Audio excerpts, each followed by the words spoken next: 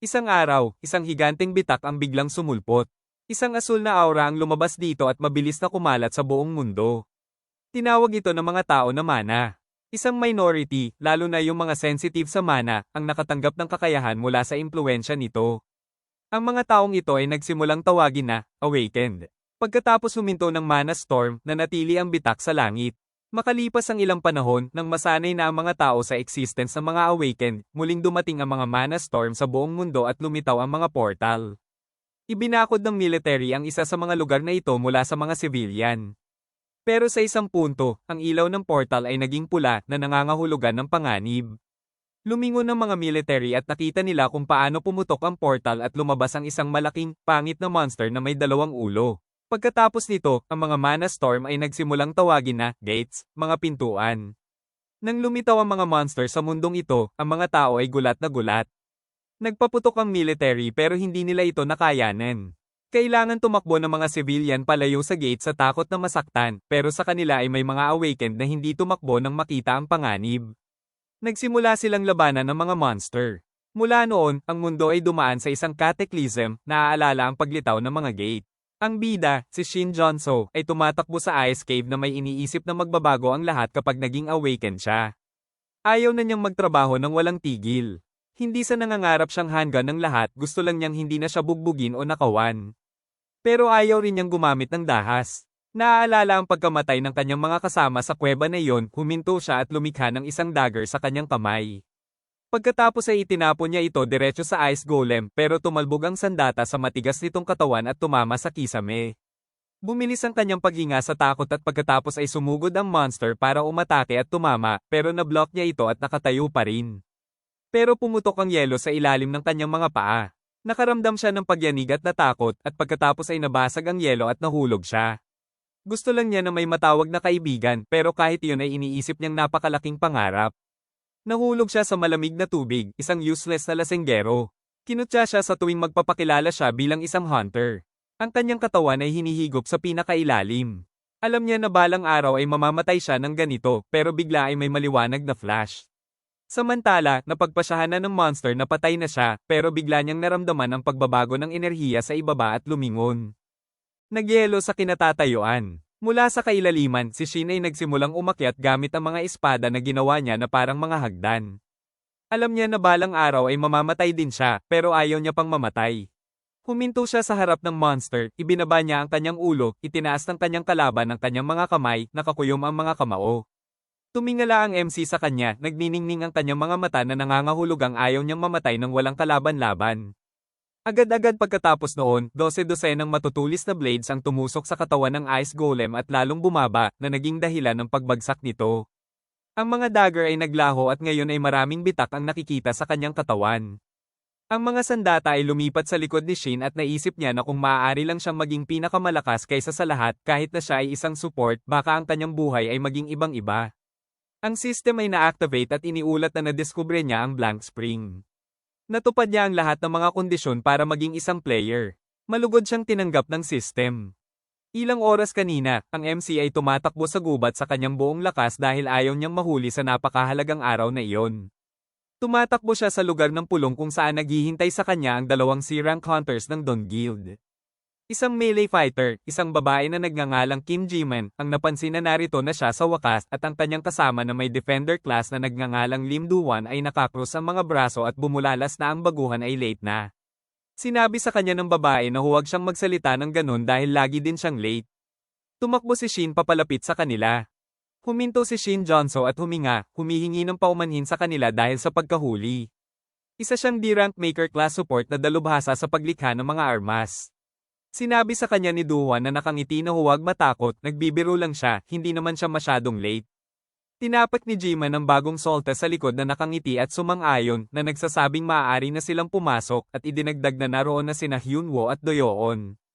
Awkward na sumang-ayon si Shin Jonso sa kanila at naisip na masama ang sitwasyon niya dahil 3 buwan na ang lumipas mula nang sumali siya sa guild, ito ang kanyang unang dungeon at na-late pa siya. Narating nila ang gate at tumingala siya dito nang may kumpiyansa, sa isip ay sinasabing kailangan niyang mag-ayos.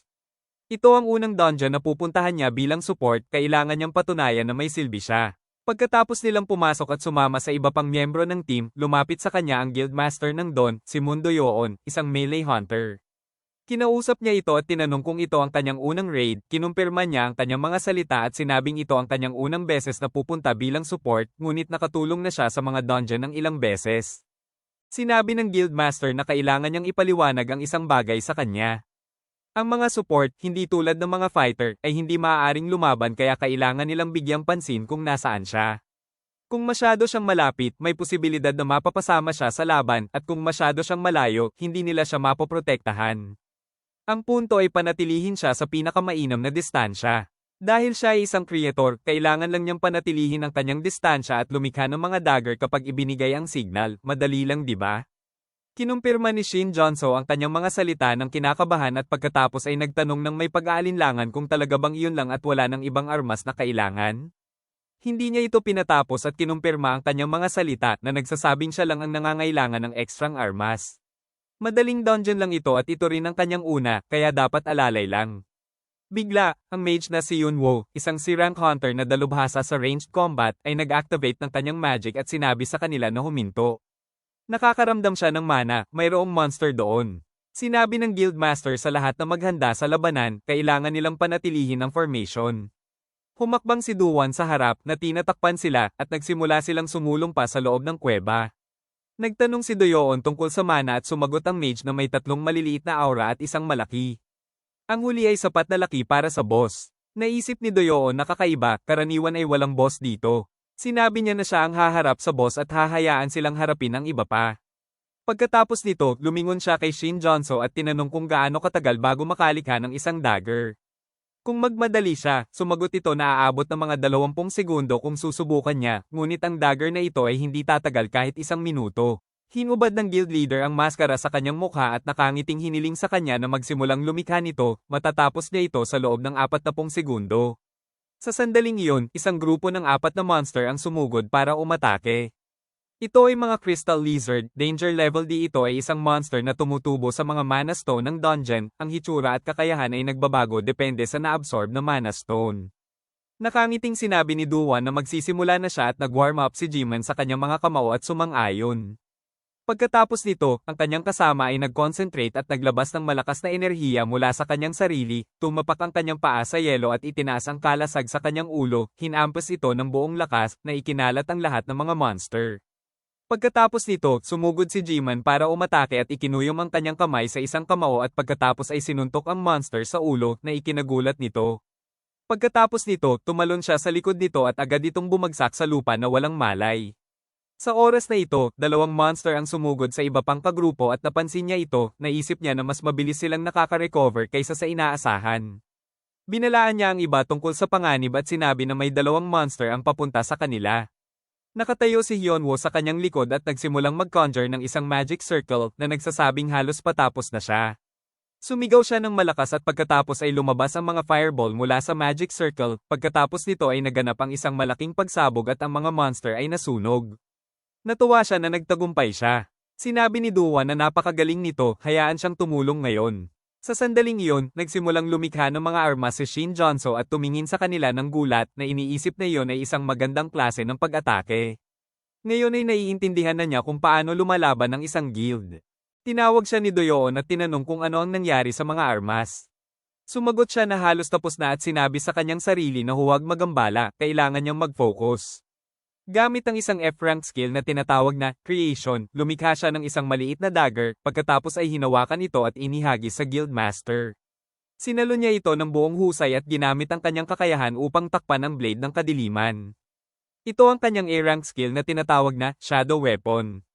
Ginagamit ng skill ang sandata ng gumagamit upang ibahin ito sa isang Shadow Weapon. Ang mga Shadow Weapon ay tumataas sa kalidad at mana depende sa mana ng gumagamit at nawawala pagkatapos ng ilang sandali. Sumugod si Doyoon at lumapit sa pangunahing monster, pagkatapos ay sumulong at pinutol ang ulo nito. Agad na namatay ang Ice Monster at bumagsak ang bangkay nito sa lupa at nawala ang sandata sa mga kamay ng leader. Ang lahat ng mga miyembro ng team ay muling nagtipon at nagtanong si Duwan kung may nasaktan. Sumagot si Jiman na okay lang siya at naisip ng MC na mas cool sila kaysa sa kanyang naisip. Ang bawat isa sa kanila ay mahusay, ngunit ang kanilang teamwork ay higit na kapuri-puri. Maaari silang maging pinakamahusay na guild sa pamamagitan ng maraming achievements. Nakatingin siya sa kanyang kamay na inis na kumpara sa kanila ay isa lang ang dagger na kaya niyang gawin. Hindi niya sila natulungan sa anumang paraan at nag-ambala pa siya. Karapat-dapat ba siyang makasama sa kanila? Napansin ng kanyang mod, lumapit sa kanya ang guildmaster at sinabing napakagaling ng kanyang ginawa, tinanong din niya kung nasaktan ba si Shin Jonso. Medyo nalito siya at nasa sabik na sumagot na okay lang siya salamat sa kanila. Pagkatapos ng isang segundo, idinagdag niya na hindi siya gaanong kapaki-pakinabang at tumawa siya ng awkward. Tinanong ni Di kung ano ang kanyang pinagsasabi dahil salamat sa kanyang skill, nakatipid sila ng napakalaking pera dahil nakita niya naman na ang kanyang skill ay sumisipsip ng mga armas. Kaya hindi niya ito makakayang bilhin kahit pa ang pinakamura. Kaya naman kailangan nila ng isang maker. Mukhang kailangan niya ng sand atang may mana para ma-activate ang skill pero magaling pa rin ang kanyang ginawa para sa una niyang dungeon raid. Ngumiti ito at idinagdag na aabangan niya ang susunod na dungeon raid na kasama siya. Nang marinig ito, ngumiti si Shin Jonso at nagpasalamat sa kanya na nagsasabing ibibigay niya ang kanyang makakaya. Salamat sa panonood guys, sana nagustuhan nyo at sana suportahan nyo rin yung channel ko. Kung meron kayong mga suggestions na pwede ko ma-recap, comment them below. Salamat.